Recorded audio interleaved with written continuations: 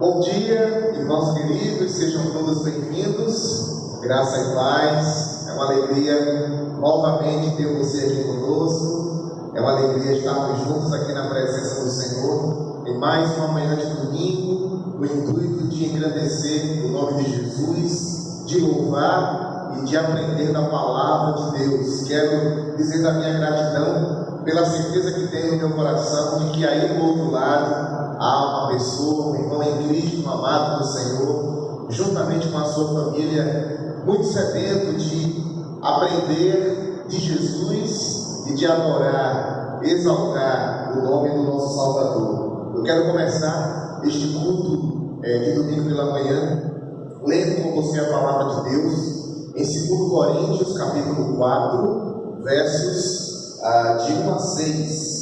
Abra sua Bíblia aí na sua casa, com a sua família, ou então acesse e nós vamos juntos fazer essa leitura inicial do culto desta manhã. 2 Coríntios capítulo 4, versos de 1 a 6, a palavra de Deus diz assim: pelo que, tendo este ministério, segundo a misericórdia que nos foi feita, não desfalecemos, antes rejeitamos as coisas que por vergonha se ocultam, não andando com astúcia, nem falsificando a palavra de Deus. E assim nos recomendamos à consciência de todo homem, na presença de Deus, pela manifestação da verdade.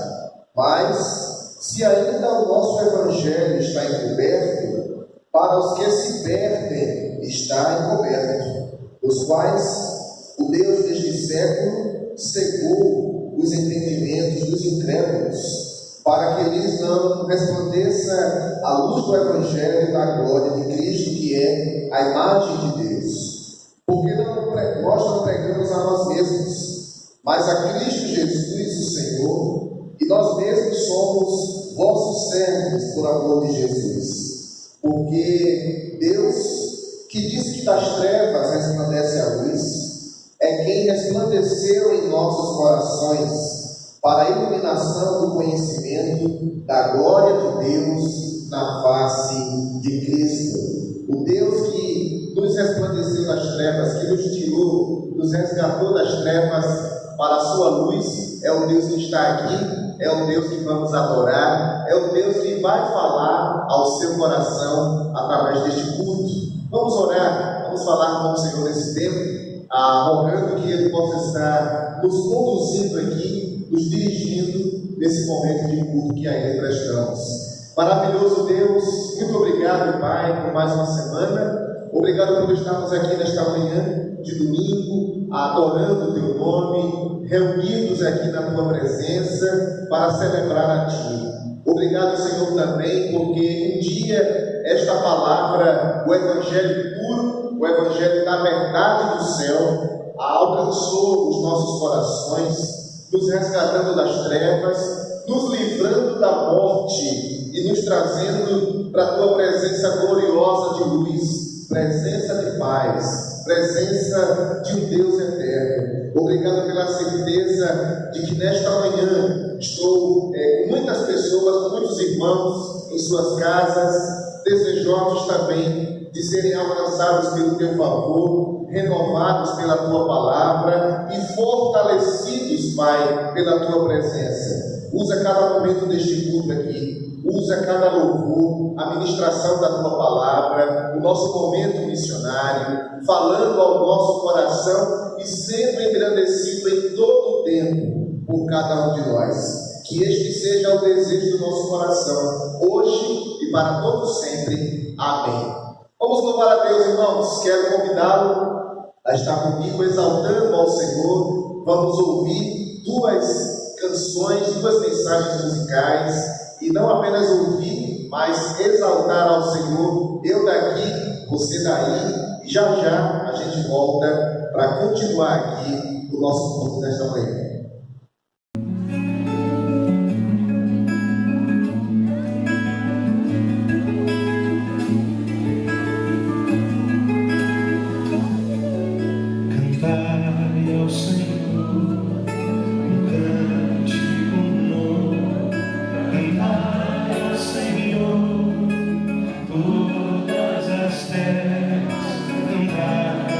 Senhor, bendizei o Senhor.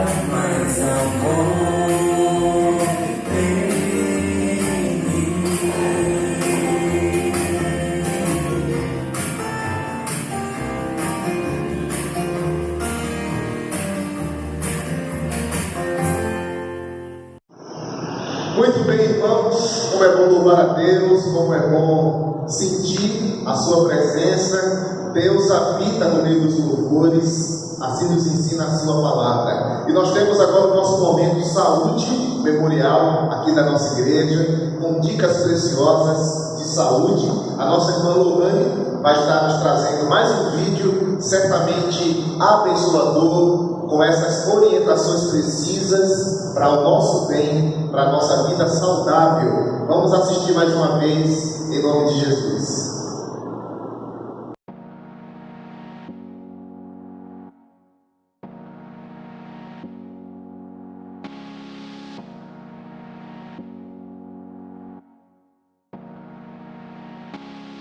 Eu creio que a grande solução para o problema do esgotamento mental se chama silêncio. Silêncio. Nós precisamos de silêncio. Nós precisamos silenciar a nossa mente. E não é difícil de fazer isso. Existem formas de nós silenciarmos a nossa mente. A Bíblia nos convida, Jesus nos convida para o silêncio, mas nós não gostamos do silêncio. Independentemente do nome que se dê hoje, meditação e outras coisas mais, a Bíblia fala disso há muito tempo. E pelo fato de nós, cristãos, eu me incluo aqui junto de todos os irmãos, não tratarmos mais desse assunto, isso permite que muitas pessoas acabem não usufruindo dos benefícios do silêncio. A meditação, quando nós olhamos para a cultura judaica, a meditação, ela não era a leitura da Bíblia. A meditação não era decorar a Bíblia. E meditação não era nem fazer oração. Ué, se meditar não é orar e não é ler a Bíblia, o que é meditar?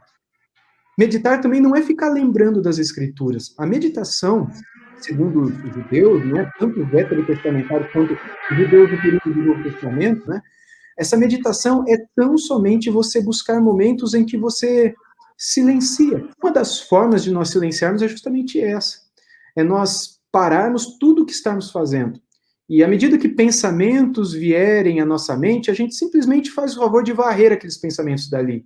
E a gente pensa no quê? A gente simplesmente não pensa.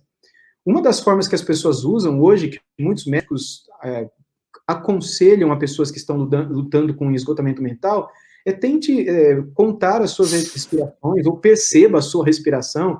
Tem cristãos que acham que isso é meditação budista, não tem nada a ver, é uma forma de você tentar parar de pensar, porque o nosso cérebro não para. Até a hora de dormir, o nosso cérebro não para.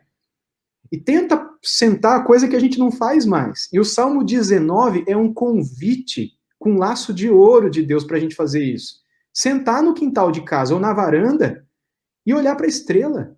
E fixar uma. E ficar olhando para ela e respirando devagar. Vai vir pensamentos na nossa cabeça, mas varre o pensamento.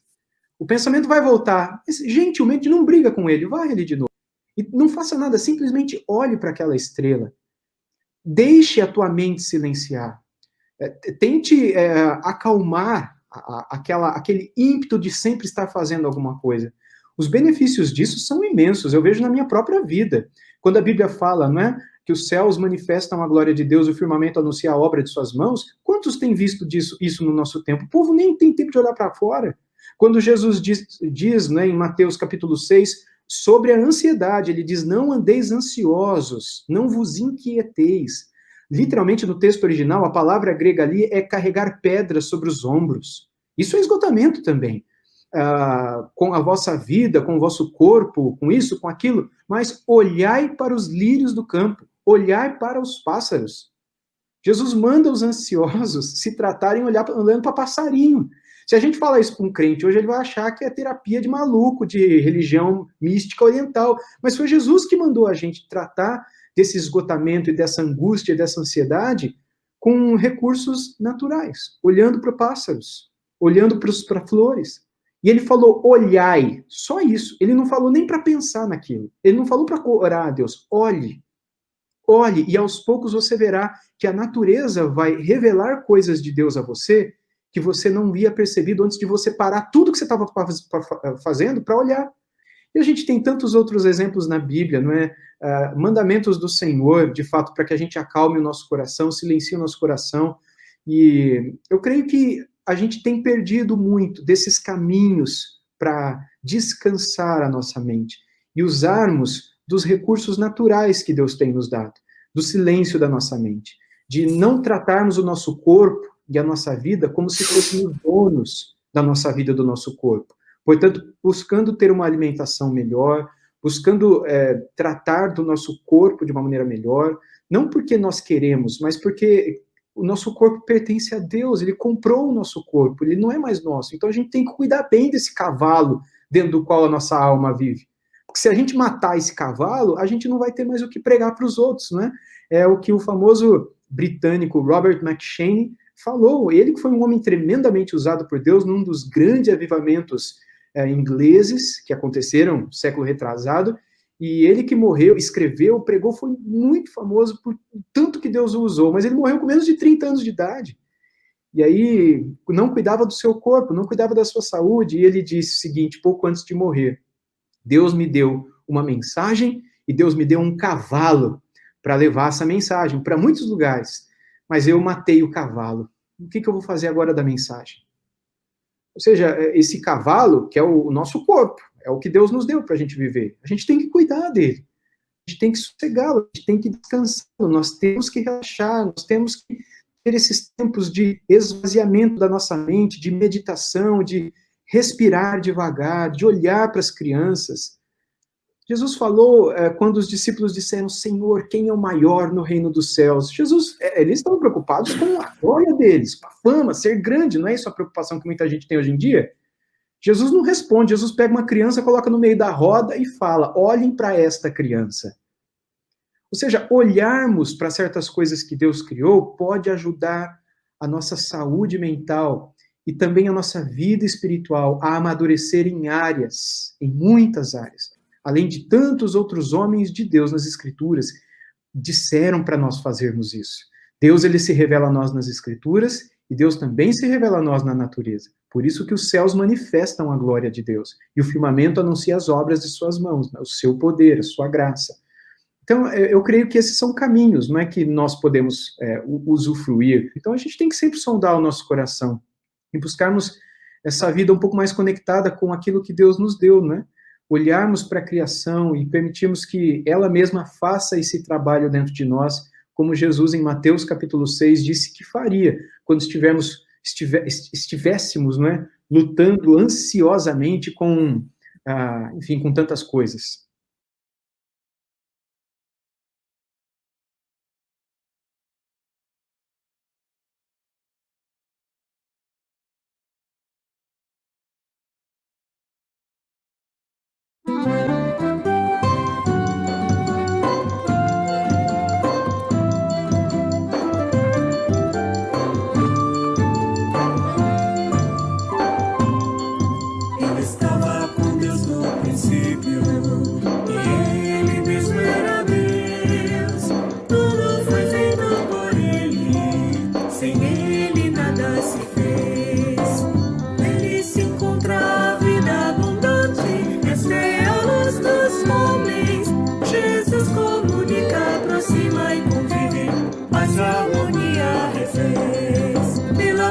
Jesus eu coopero com o que sou em minhas ações. Sou o pastor Inácio de Oliveira Filho, eu e minha esposa Marilda, somos missionários da AME. Aqui no nosso campo é a cidade de São José da Coroa Grande, é a última cidade do litoral sul de Pernambuco. Cidade com 20 mil habitantes, segundo os dados de 2014. Uma cidade que tem um perfil turístico, pesca e um pouco de agricultura, né? Não temos aqui muita oportunidade de emprego nem de crescimento profissional. Chegamos aqui há 2 anos e esse é um dos trabalhos de plantação de igreja com apoio da AME, da Igreja da Capunga, e um novo recomeço para esta igreja. Estamos trabalhando aqui para formar uma consciência do papel da igreja nesta cidade, o que nós podemos influenciar como igreja aqui. Mas quero dizer para vocês que chegamos aqui há quase 2 anos e aqui encontramos um pequeno grupo de menos de 15 pessoas, muito perdidos, sem muita comunhão, sem participar de nenhuma atividade denominacional, de plano cooperativo, de missões, não tinha treinamento, tudo por fazer. Não tinha demonstrações financeiras, a igreja estava assim precisando realmente de ajuda. Nós tínhamos até inclusive algumas coisas financeiras para resolver. Na época das chuvas caía água pelo teto, entrava água pela porta da frente, mas nesses poucos 2 anos Deus nos deu muitas alegrias e muitas vitórias. nós conseguimos consolidar esta pequena membresia, apesar da situação da igreja, algumas conversões, realizamos alguns batismos também, conseguimos trazer de volta algumas famílias que estavam afastadas, auxiliamos alguns casais na recuperação de casamento, conseguimos reintroduzir o culto infantil à noite, iniciamos um grupo de oração que tem sido muito bom, e temos realizado vigílias, temos EBD, temos trabalhado com a visão de igreja multiplicadora, e aqui conseguimos já formar 2 PGMs, todas as terças e quintas, onde estamos trabalhando para alcançar mais vidas para o Senhor. Deus nos ajudou, e nós temos uma grata satisfação, porque nós hoje conseguimos nos reorganizar também financeiramente. Ainda há muito por fazer, nós temos muita dificuldade ainda no nosso aspecto patrimonial. Nós precisamos ainda de algumas reformas aqui no nosso templo. Muitas coisas foram feitas, mas muitas ainda precisam ser feitas. Nós precisamos de ajuda, é um campo pernambucano que precisa de ajuda. Você que nos ouve, nos ajude, coopere com missões, coopere com a denominação, coopere com a convenção, coopere como igreja, ore, interceda, mobilize, contribua, nos visite. A igreja atualmente participa das atividades, a igreja tem feito missões, a igreja está caminhando, mas nós ainda precisamos do sustento. Falo a todas as igrejas, se a sua igreja precisa de um campo para ajudar, nos visite, nos conheça. Coloque o seu coração naquele trabalho que precisa ser feito. Coloque o seu povo para orar por este trabalho. Coloque a igreja para visitar este campo, conhecer esta cidade, conhecer a necessidade do campo. Como igreja do Senhor, nós precisamos de ajuda.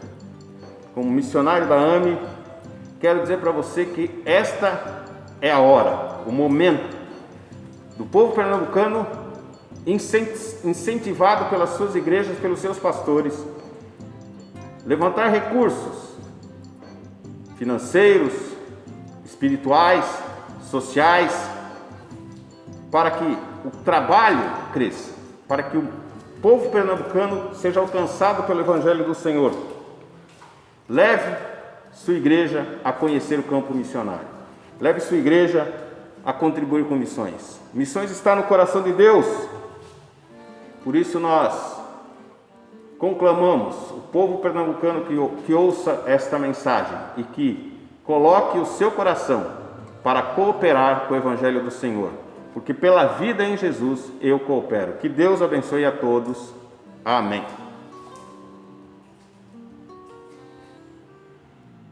Pela vida em Jesus eu coopero com o que sou e minhas ações. Pela vida em Jesus eu coopero com minha igreja e com missões.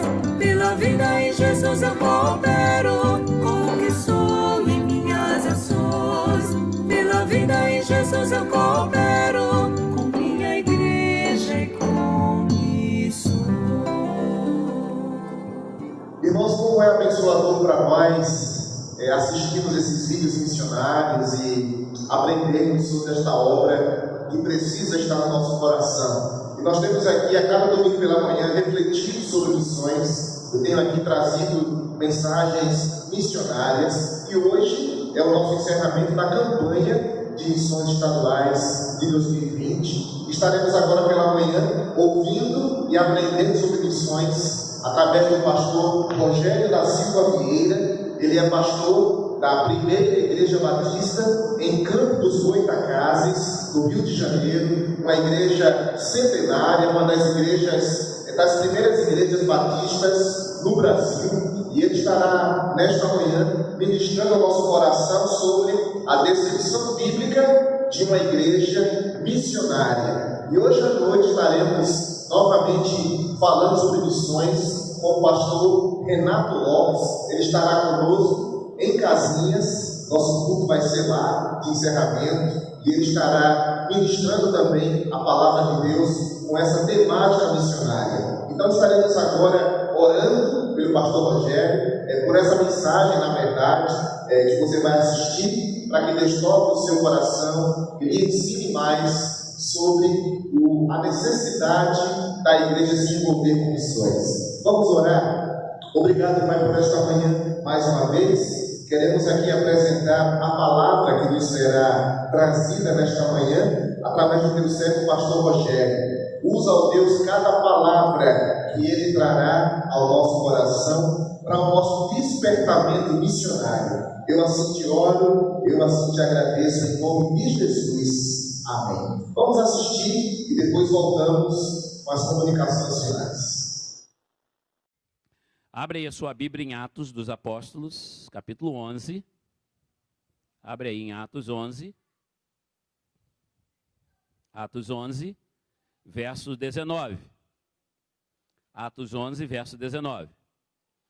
Leia comigo. Ora, os que foram dispersos pela perseguição suscitada por causa de Estevão.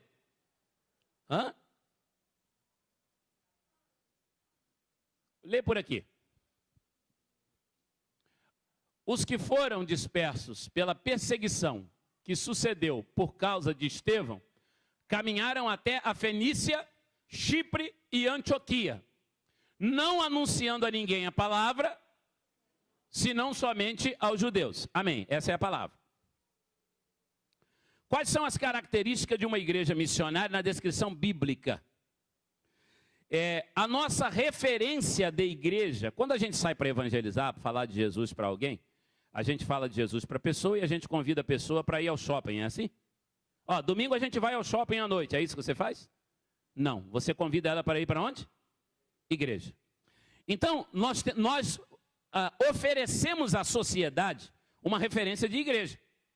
Se o cara perguntar o que é igreja, eu não sei o que é igreja, você vai dizer para ele, vem comigo que você vai ver logo mais o que é igreja. Onde é a igreja? Você vai ver. A nossa referência, a proposta que a gente dá para a sociedade, o que nós propomos, essa configuração física de igreja, talvez você leve um susto. Ela não é encontrada no Novo Testamento bíblico. Igreja no Novo Testamento é povo.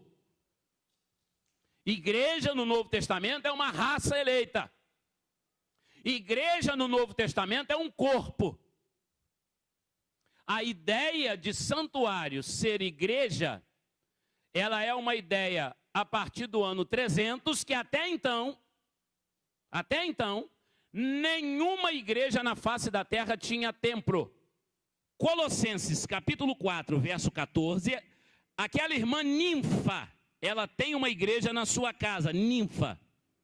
Diz assim a palavra: sauda-vos Lucas, o médico amado, e Demas. 15.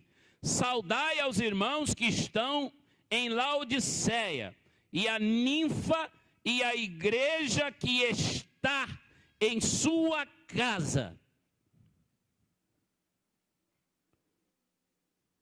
Em Atos 16, no verso 40, Lucas fala de uma igreja que estava na casa de Lídia.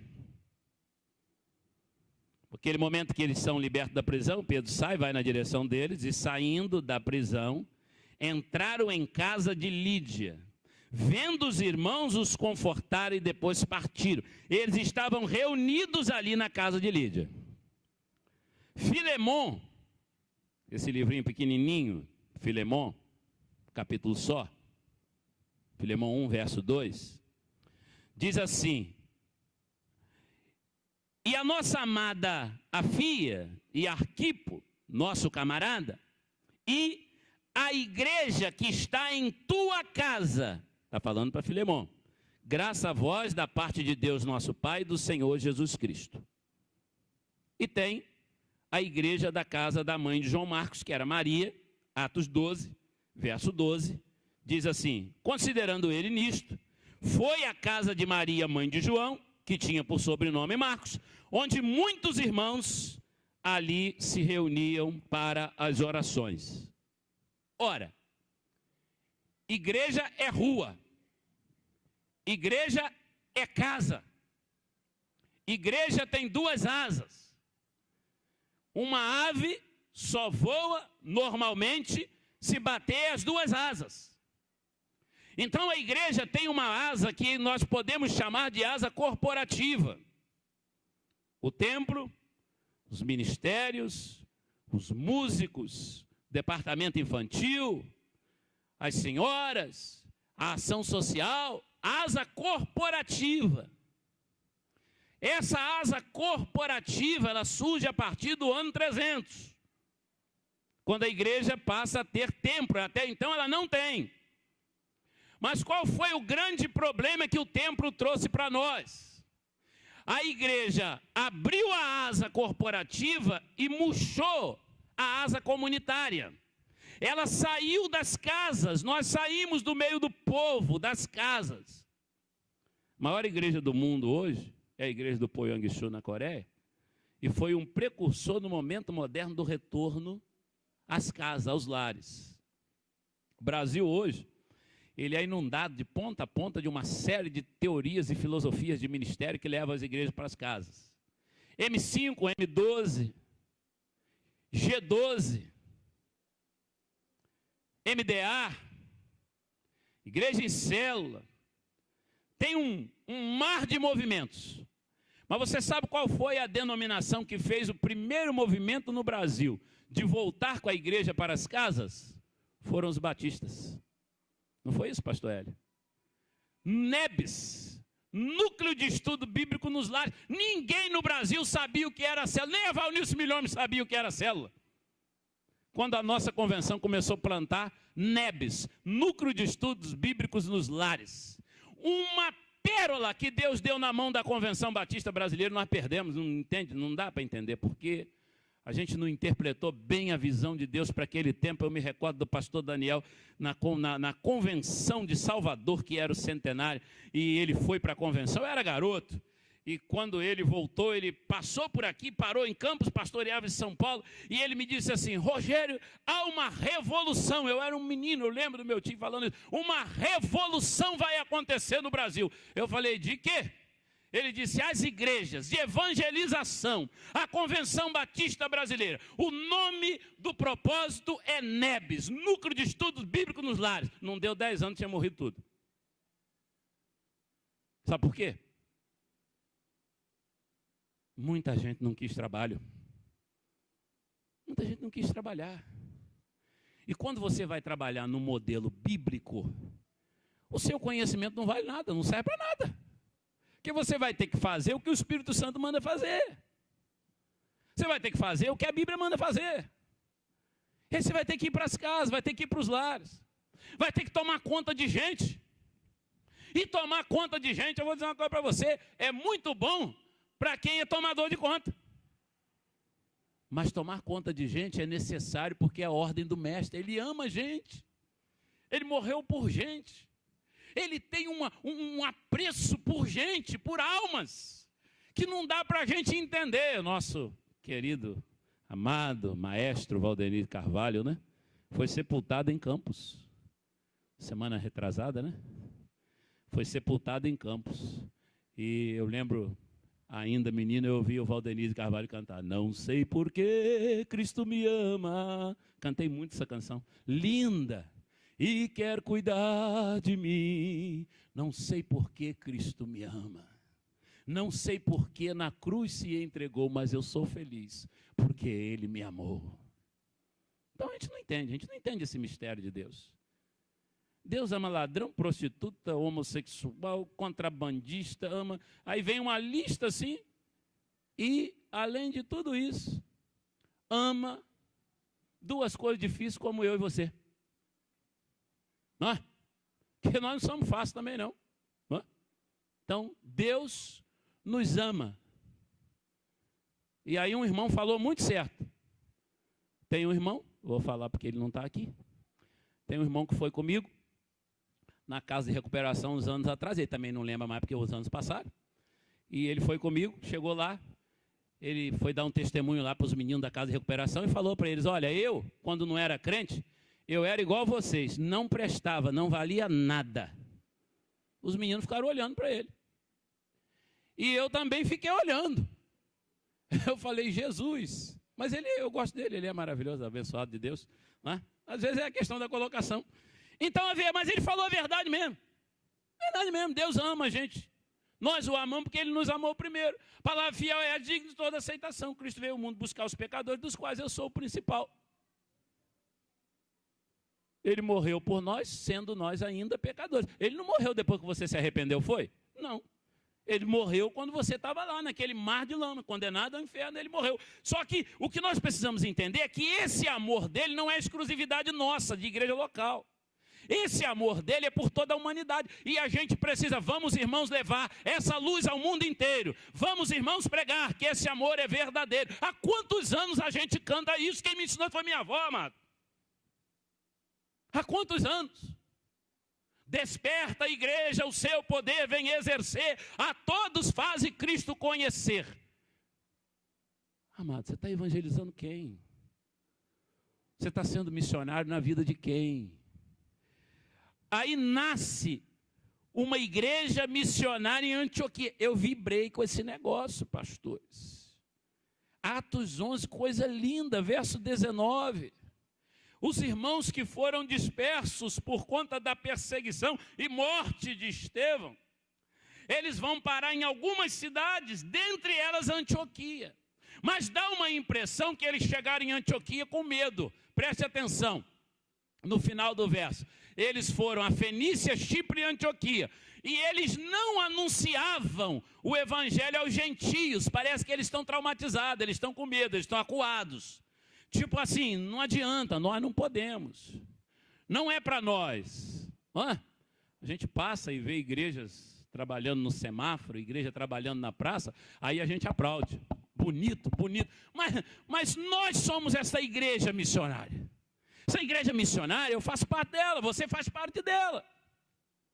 E aí, Deus suscita, levanta um ramo novo, um desejo novo de evangelizar no seio da igreja. Quando eu li isso aqui, eu fiquei pensando em Jesus dizendo que toda vara que dá fruto, ele vai limpar para que dê mais, e aquela que não dá, ele vai cortar. E eu fiquei triste com isso aqui, eu fiquei triste. Não fiquei triste com Pedro, João, Manel, com Antônio, Maria, não. Eu fiquei triste comigo. Eu falei, Senhor, mas eu quero ser um ramo novo. Eu quero ser um ramo que tem uma renovação missionária. O Senhor, entendam bem, em Antioquia, irmãos, o Senhor Deus, ele começa a suscitar um espírito missionário no seio da igreja, e eu fico me perguntando assim, o meu relatório de evangélico, se tiver que entrar no céu hoje e prestar o relatório, o Senhor perguntar, né, Rogério, hoje, você veio embora hoje, né? E você estava evangelizando alguém hoje? E aí, Senhor, mas hoje eu estou ocupado com as questões da igreja. Ah, tá, tudo bem. Semana passada você falou de Jesus para quem? Aí eu digo, olha Jesus, semana passada eu preguei um sermão quinta-feira, e aí eu convidei as pessoas para aceitar Jesus, ele está tudo bem, mas eu estou te perguntando quem você estava discipulando e evangelizando pessoalmente na semana passada. Aí eu falo, Senhor, só tem 2 pessoas. Mas você só tem 2 pessoas, com tudo que eu te dei, você só tem 2 pessoas. Com tudo que eu fiz por você, amado, quantas pessoas você está evangelizando? O Senhor pode te perguntar. E aí o Senhor abre mais um pouquinho e diz, e o mês passado? Me dá o seu relatório do mês passado. E aí eu vou dar o relatório do mês passado, ele diz, agora me dá o seu relatório do ano passado. E aí eu vou dar o relatório e ele vai dizer, agora me dá o relatório da sua vida depois que você aceitou meu filho Jesus e você foi salvo. Você já tem relatório pronto para Deus? Você está falando de Jesus para alguém? Está evangelizando, irmã? Está, irmão? Jovem, está evangelizando alguém? A igreja é missionária se ela for a partir do seu terreno, da sua circunferência. O Senhor disse assim: este evangelho do reino será pregado no mundo inteiro, em testemunho às nações, e então virá o fim. Meu amado, Deus, Ele nos dá a entender que aqueles primeiros discípulos estavam receosos aqui através da palavra, mas eles já tinham a grande comissão de Mateus 28:19. Portanto, ide, fazei discípulos de todas as nações, batizando-os em nome do Pai, do Filho e do Espírito Santo, ensinando-os a guardar. Se você, na nossa estrutura eclesiástica, se o leigo, o irmão da igreja, não entra no batistério para ministrar o batismo, nós temos dado o privilégio, se você quiser, ir ao batistério levar o candidato do batismo, porque aí não tem nada que te impeça de ir. Se você quer evangelizar alguém, se você quer discipular alguém, comece hoje. E a hora que ele estiver pronto para batizar, você vem aqui e diz: pastor, eu quero ir lá no batistério, mas não quero para ser visto pela igreja. Eu quero para ser visto pelo meu Deus e dizer: está aqui, Senhor, o fruto pessoal que eu vim trazer. Esse é o meu fruto. Prepara o fruto. E traz o fruto para ser dedicado. Agrada-te do Senhor, e Ele concederá o que deseja o teu coração. Antioquia tinha um decreto de Deus que ia nascer uma igreja ali. Eu disse para vocês que eu não consigo falar tudo. Pulei um texto do sermão para poder parar. Tinha um decreto de Deus que iria nascer uma igreja ali. E aí o que aconteceu com os nossos irmãos? Volta lá para Atos 11. Aconteceu com os nossos irmãos que eles não falavam a ninguém, senão aos judeus. Atos 11. Agora coloca para nós o verso 20 de Atos 11. Atos dos Apóstolos 11, 20. Olha só. Leia aquilo ali comigo. E havia entre eles, os crentes, alguns homens cíprios e sirenenses, os quais, outra visão, entrando em Antioquia, fizeram o quê? Fez o que a gente não tinha feito. Aquilo ali me chocou. Aí o verso seguinte diz o quê? Verso 21. E, lê alto, irmão, a mão, e,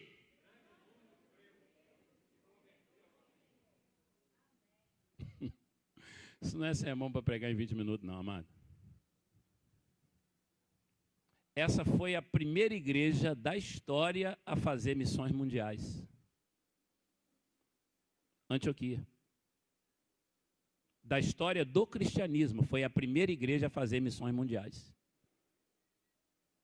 Depois que esses irmãos defragaram um movimento de pregação, até porque você sabe que o sujeito, quando não conhece muito o terreno que ele está pisando, ele é mais corajoso. Ó, por isso que adolescente tem uma coragem, o jovem tem uma coragem. Às vezes eu estou ali em casa, ó, o diabo está rodando esse troço aqui, mas com a força. Ore, o demônio que fica ali naquela esquina ali, botando aqueles camaradas ali, pelados ali, aquelas mulheres ali, aquela indecência ali, aquele demônio que está ali, ele está circulando. E ele agora se irmou de matar por acidente. Aí a semana passada eu falei aqui, eu fiquei chocado, eu passei mal semana passada o que eu vi.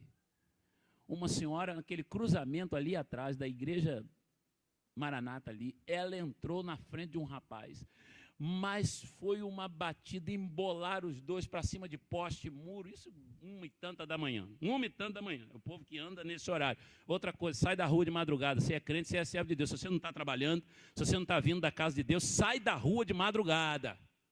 Sai da rua. Eu estou vendo uns 2 ou 3 crentes, negócio de, selfie lá não sei aonde, no bar não sei aonde de madrugada. Sai da rua que lá não é o seu lugar, meu irmão. Pastor, o senhor está se metendo na minha vida particular. Eu estou te orientando espiritualmente. Não brinca. Russell Shedd disse uma vez que o diabo é um leão numa corrente. Não entra na extensão da corrente que ele vai te devorar. Aí depois chora. Ah, mas eu sou crente, como é que aconteceu isso comigo? Como é que a minha vida estava andando? A vida está andando, você estava andando aonde, amado? Você foi procurar isso aonde? Onde você arranjou essa camisa de 7 varas para a sua vida, meu amado? Pelo amor de Deus, vai para casa. Você é servo de Deus, você não é desse mundo, você não compactua com isso. Sai fora desse negócio. Sai fora. Irmão, eu saí daqui quinta-feira, rodei por ali. Quando eu cheguei ali, eu rodei, passei aqui de novo. E a irmã Marlete e o irmão G deve ter pensado assim, pastor, não está certo da cabeça não. Foi para lá, voltou de novo. Porque tinha um negócio, um movimento lá. Eu disse, eu não vou passar ali com os meus filhos, com a namoradinha do meu filho dentro do carro. Não vou passar, eu sou servo de Deus. Rodei, voltei de novo, fui lá para não sei para onde. Mas o bicho está circulando aqui, ó, com força. Aí bateu o carro lá. A dona desceu do carro, telefonou, vieram 2 homens de moto. Eu chamei a polícia. Vieram 2 homens de moto. Mas eles chegaram, desceram da moto, mas eles batiam no rapaz. Jogaram o rapaz no chão, eles chutavam a cabeça do rapaz, chutavam. Eu chamei a polícia, chamei lá no Maré 8, falei, ó Maré, vão matar uma pessoa aqui agora, hein? É depressa, mas a polícia também, parabéns para a polícia. Que de repente apareceu uma por aqui, uma por lá, veio uma patama por lá, cercaram aquele negócio ali todinho, que eles iam matar o rapaz. Aí quando foi, essa noite, estava ali preparando o povo para ter um casamento, vem um rapaz para o casamento, eu não sei o que aconteceu, um outro que vai de carro, vem de lá da direção do Superbom, lá da 13, pegou o rapaz, mas jogou para cima. O carro foi igual uma palha, lá em cima, pum, bateu no chão. E aquela tristeza, aquela angústia, aquele monte de gente ali na porta. Agora de manhã eu estou vindo para a igreja, estão tirando uma S10 preta aqui, interditado, polícia, não sei o que. Eu falei, Jesus, o que é isso? Bombeiro, ambulância, eu falei, o que é isso? Isso não é coincidência não, meu amado. Pelo amor de Deus. Isso não é coincidência não. Abre os olhos espirituais, vamos orar por essa cidade. Isso é agido maligno aí. Ele começou a matar. Ele começou a matar. Ele já está matando muito tempo do outro lado do rio. Com outra estratégia. Lá ele mata com outra estratégia. Joga o jovem na droga. Isso aí, essa gente, não tem essa gente não, irmão, aquilo é a alma que está indo para o inferno. O diabo está só engolindo. Agora ele atravessou para o lado de cá e veio para o nosso lado com outra estratégia. Aqui ele veio com outra estratégia, porque o nível da miséria é menor, ele sabe que ele não consegue escravizar como ele consegue onde o nível da miséria é maior, aí agora ele está pegando assim, embriagando e bota para dirigir. Aí vai passar por cima de mim, por cima de você, você está entendendo? É igual a história da ratoeira, pega todo mundo, é hora de orar. Orar é batalha espiritual. E essa igreja está aqui porque ela tem conta com isso. Aqui é o lugar onde o Espírito Santo de Deus se manifesta. Aqui é o lugar onde Deus recebe louvores. No meio dessa treva toda, está aqui a igreja que Deus botou. E ela tem que ser missionária, amado. Ela tem que ser missionária. Ela tem que fazer igual esses irmãos que vieram. Bota lá o 20 de novo, bota o verso 20 depressa aqui. E havia entre eles alguns homens síprios, sirenenses, os quais entrando em Antioquia, não sabia nem o que estava acontecendo dentro de Antioquia. O que é que nós viemos fazer aqui? Nós viemos ser luz, ser sal. Nós viemos falar de Jesus. Começaram a falar e começaram pregando. Eles não tinham medo. E por não terem medo, meu amado, aí o verso 21 veio sobre eles, e a mão do Senhor era com eles, e grande número creu e se converteu ao Senhor, amém? Rapaz, começou um avivamento naquela igreja, e começou, eu fiquei lembrando do que a gente tem vivido, né? Você sabe que hoje nós somos 8 pastores na primeira igreja. Dou graças a Deus por isso. Eu creio que se o nosso ministério não tivesse uma direção de Deus, esses homens de Deus não estariam aqui. Eu ouvi isso da minha irmã Marlene, hoje ela não está aqui não, né? Ela falou isso para mim na casa dela. Ela falou, pastor, se não fosse a direção de Deus, esses pastores não estariam na nossa igreja. Pastor Honório, pastor Elias, pastor Hélio, homens que cumpriram o ministério com honradez, pastor Nogni Brandt e outros pastores jovens que vão chegando. Então hoje nós somos 8, porque tem o pastor Zé Carlos em missões, pastor missionário, filiado à nossa igreja também. Mas aconteceu que Barnabé foi lá, em Antioquia. E chegou lá, ele ficou extasiado com o que ele viu. O que é isso, gente? a igreja para eles era Jerusalém. Esperava que tudo ia acontecer a partir de Jerusalém. O centro da coisa era lá. Aí no capítulo 13, quando Barnabé viu o que estava acontecendo, ele voltou, foi buscar Saulo, foi buscar Paulo. E trouxe Paulo para Antioquia. E de repente estava Paulo, estava o Cirineu, estava um monte. E a Bíblia diz que vários profetas. Vamos lá, lê aí a palavra. Falando com você que isso aqui é palavra que a gente tinha que ficar aqui. Que palavra maravilhosa. Verso 25. 11, verso 22. 11, verso 22. Coloca o 22 aí para a gente. Vamos lá. Leia aqui comigo, verso 22. E chegou a fama destas coisas ao ouvido da igreja que estava em Jerusalém. Aí o que a igreja de Jerusalém fez?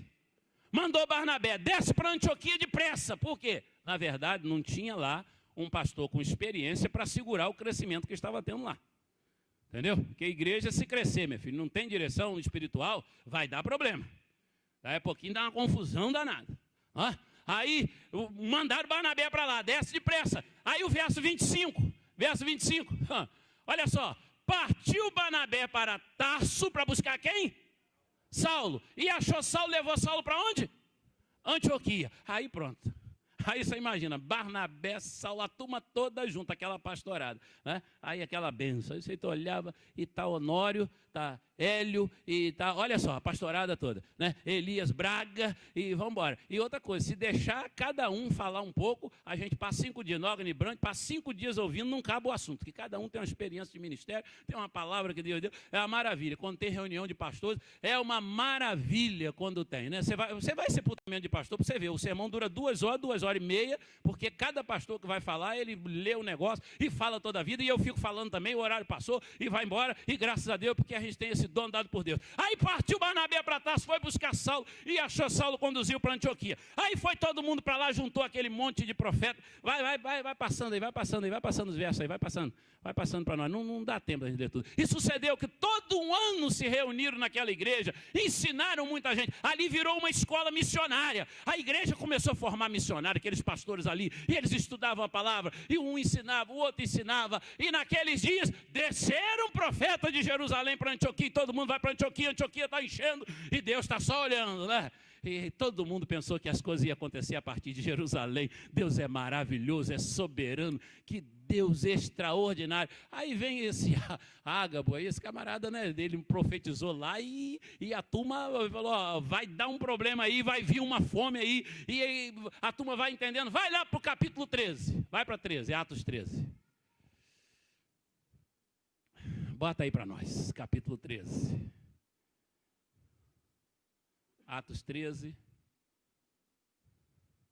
Achou não? Tá aí. Vamos lá. Leiam comigo. E na igreja que estava em Antioquia, havia alguns profetas e doutores. Olha como é que o negócio ficou bom lá, hein? Tinha nem igreja, agora está todo mundo lá, essa pastorada toda. A saber, Barnabé, Simeão, chamado de Níger, Lúcio Cirineu, Manaém, que fora criado por Herodes, o tetrarca, filho de adoção de Herodes, Saulo, e todos eles servindo ao Senhor e jejuando. E aí o Espírito Santo disse, apartai-me a Saulo e a Barnabé para a obra que eu os tenho chamado. Verso 3, leiam comigo. Então, jejuando, orando, pondo as mãos sobre eles, os despediram. Coloca o verso 4 aí do capítulo 13, para a gente fechar nele. Lê lá. Desceram Seleucia, dali navegaram para Chipre. Deixa eu falar uma coisa para você. O pregador que veio não foi o mesmo. Se liga na visão espiritual. O pregador que veio não foi o mesmo. Mas o evangelho que saiu de lá de barco, chegou de barco em Campos. Pela balsa, subiu pelo Rio Paraíba o missionário. Você está entendendo quem é você? Sua história é aquela ali, irmão. A história da igreja é aquela ali. Pastor, a história da igreja é a história da ata. Não! A história da igreja é aquela ali, ó. Saiu de lá de navio e entrou de barco pelo Rio Paraíba e veio parar aqui. E os que chegaram de navio pela capital, embarcaram no trem e vieram parar aqui. Isso fazem 126 anos. Aí eu pergunto para os irmãos: os irmãos vão parar de evangelizar? Os irmãos vão parar de entrar nas casas? Os irmãos vão deixar a Antioquia morrer? Não pode, irmão. A igreja não pode deixar a Antioquia morrer aqui dentro. A igreja precisa ir para as casas. Que seja chamado culto de oração, núcleo de estudo bíblico, classe de estudos, que seja chamado de PGM, que seja, a gente dá o nome que quiser. Deus é tão maravilhoso que Ele não botou nome nesse negócio. Ele só dizia que a igreja estava nas casas.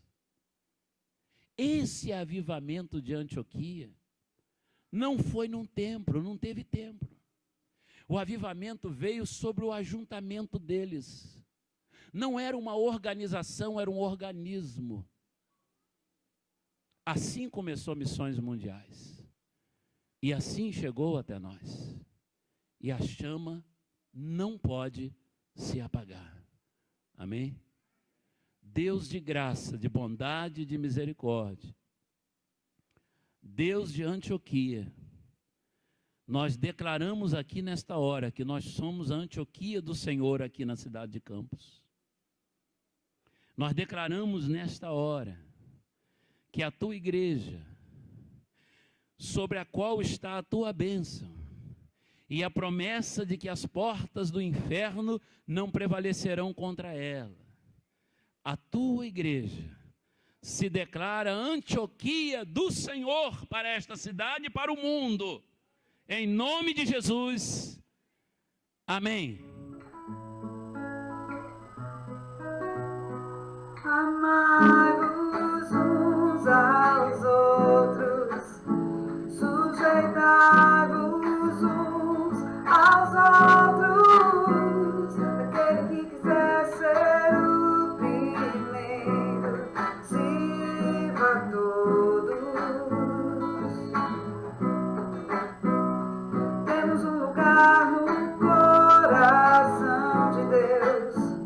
Importa que Ele cresça e eu diminua. Quero servir aos meus irmãos, assim como Jesus.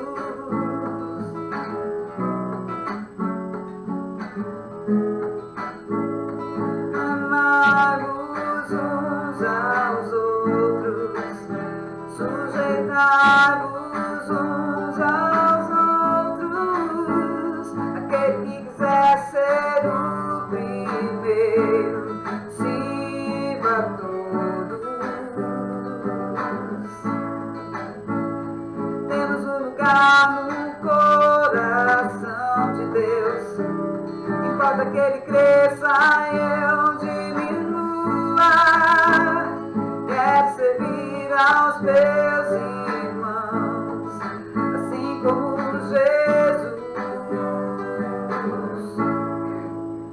Temos que ser um, como o Pai em Cristo é. Temos que ser um, para que o mundo creia que o Pai nos enviou.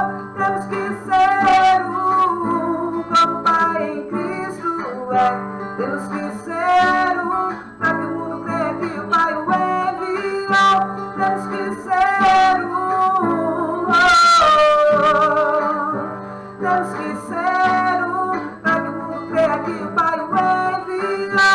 Temos que ser um.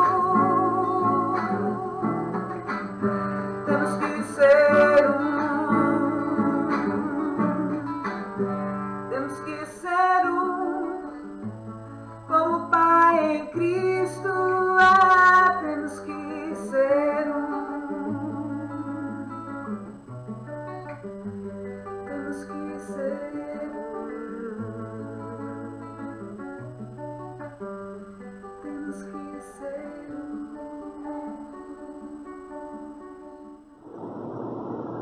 Meus irmãos, que manhã maravilhosa de aprendizado, crescimento, edificação. Como Deus falou no meu coração e com toda certeza também ao seu coração, através desta reflexão missionária, que possamos nos envolver. E você pode participar da nossa campanha de missões 2020, missões estaduais. Nós já temos 70% do nosso alvo alcançado. O alvo é de R$2.000. Já estamos com 70% alcançado, para a glória de Deus, mesmo com pandemia, confinamento, isolamento social. O povo de Deus, o povo batista aqui em Surubim, e você também tem sido fiel ao Senhor. Todos têm sido fiéis a Deus na dedicação da oferta missionária. E se você ainda não deu a sua oferta, você pode ainda nos procurar, mesmo que a campanha se encerre hoje. A gente continua com o alvo levantado, estabelecido, para você que deseja assim colaborar também, ok? Deixa eu dar um aviso muito importante para nós. Esse é o nosso último culto aqui no YouTube. Nós teremos um culto hoje à noite. Ele não será nesse horário de sempre, 18h15, e nem será também pelo YouTube. Ele será ao vivo, porque esse culto da manhã é gravado. O da noite será ao vivo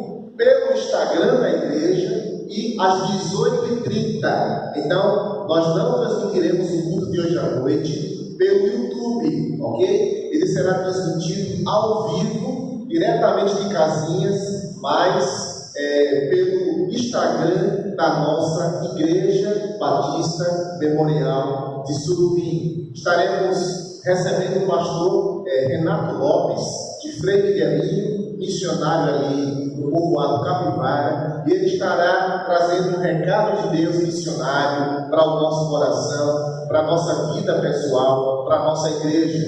Então a gente conta com você hoje à noite, ao vivo, pelo Instagram, às 18h30, ok? Então está dado o aviso. Eu conto com a sua presença. Quero aqui finalizar o nosso culto desta manhã com uma oração, agradecendo a Deus pela sua vida, você que tem estado aqui conosco aos domingos pelo YouTube também. Agradecer por todos aqueles que Deus aqui tem usado para que possamos estar na sua casa, levando palavra de bênção para a sua vida. Vamos orar? Deus, muito obrigado por esse tempo tão especial que passamos aqui na instrumentalidade das tuas mãos.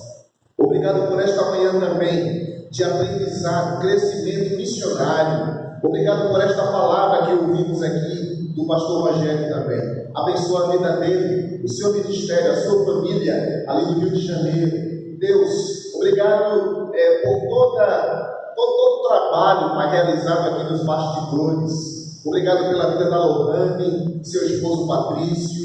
Obrigado, Senhor, pela vida do Adriel, da Lídia, de Alessandra, de tantos irmãos que aqui têm se envolvido para a gravação desses cultos. Todos eles certamente foram poderosamente usados em tuas mãos. Obrigado pelos irmãos que se mantiveram fiéis aqui também ao Senhor, através da participação desses cultos conosco aqui. Nós estamos em um novo momento, graças a Deus, podendo voltar aos cultos presenciais, agora pelo Instagram. Que o Senhor continue a nos usar para teu louvor e tua glória. Abençoa todos estes aqui que eu citei, Pai, que estiveram nos ajudando com toda a sorte de bênçãos, vitórias em seus anseios do coração. Que a graça salvadora do Senhor Jesus, o eterno amor de Deus, o nosso Pai, a comunhão do teu Santo Espírito sejam sobre nós,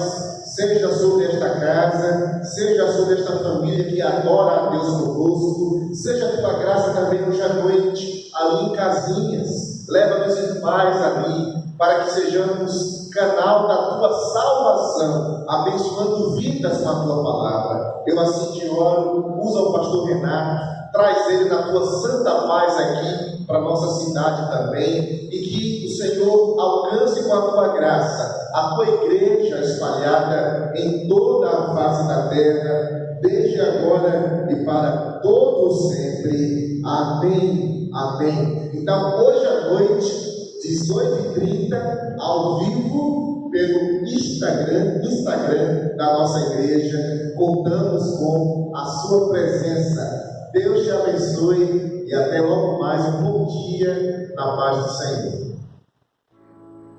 Temos que ser como o Pai em Cristo é. Temos que ser para que o mundo creia que o Pai nos enviou. Temos que ser como o Pai em Cristo é. Temos que ser para que o mundo creia que o Pai o enviou. Temos que ser temos que ser para que o mundo creia que o Pai o enviou. Temos que ser temos que ser temos que ser como o Pai em Cristo é. Temos que ser temos que ser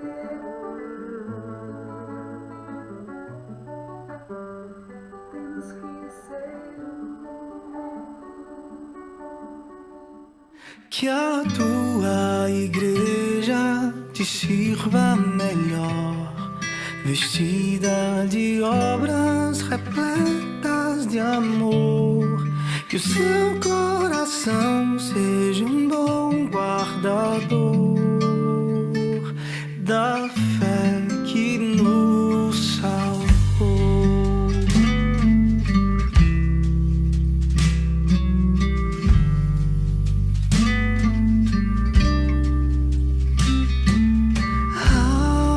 Queremos saber cantar e viver para ti.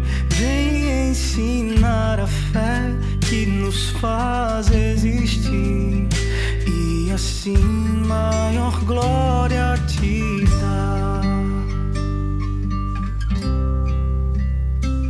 Jesus foi aquele que em carne se fez, foi justificado no Espírito e visto pelos seus anjos, pregado às nações, crido no mundo e recebido nos céus.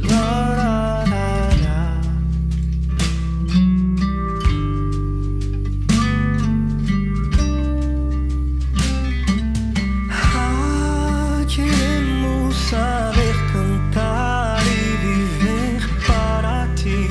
Vem ensinar a fé que nos faz existir, e assim maior glória te dar. Queremos saber cantar e viver para ti. Vem ensinar a fé que nos faz existir, e assim maior glória te dá.